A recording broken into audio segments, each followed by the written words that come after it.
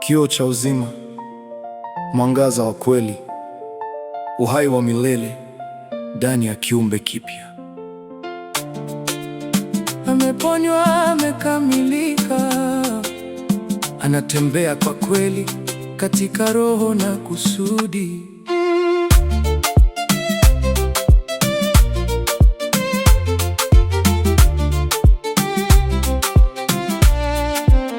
Si kwa agano la kale na Israeli, bali ni kazi ya msalaba, injili ya upendo wa kweli.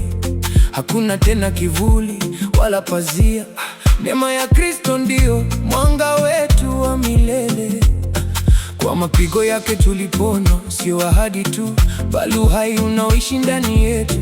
Sio kutoka wala unabii wa zamani tu, ni kiumbe kipya, anatembea katika enzi ya neema. Nina uhai wa Mungu ndani yangu, hakuna ugonjwa, aibu wala hofu. Nimekombolewa, Roho yule aliyemfufua Yesu anaishi ndani yangu.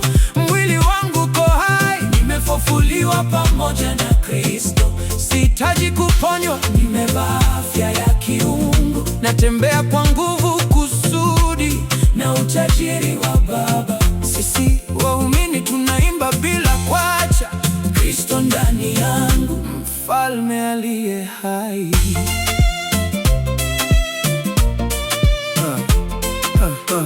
Wengi wanauliza kwa nini bado kuna maumivu, lakini ukweli uko wazi kama nuru ya alfajiri.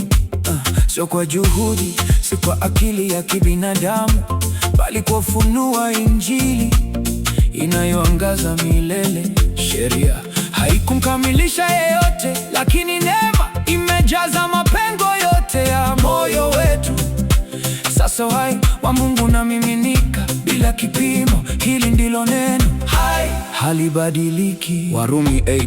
Roho wake ananiamsha, hakuna tena kifo. Ninaishi kwa uwepo wake, nimehuishwa, si kwa imani ya kibinadamu, bali kwa nguvu ya Kristo ndani yangu. Imani yangu ni Kristo mwenyewe, anayetenda Alfa na Omega katika kila pumzi ya maisha. Roho ananiongoza, ananilinda, ananijaza, akitimiza haki yote ndani ya mimi. Nina uhai wa Mungu ndani yangu, hakuna ugonjwa, aibu wala hofu. Nimekombolewa, Roho yule aliyemfufua Yesu anaishi ndani yangu. Mwili wangu uko hai, nimefufuliwa pamoja na Kristo. Sihitaji kuponywa, nimevaa afya ya kiungu. Natembea kwa nguvu, kusudi na utajiri wa Baba.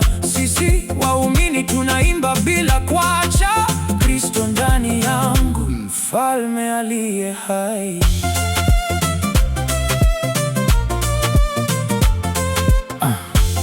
Isaya ya kutuliza moyo. Isaya hey. Isaya 33. Isaya, kioo cha uzima, hakuna atakayesema ninaumwa. Methali 4. Maneno yake ni uzima kwa mwili wote. Warumi 8.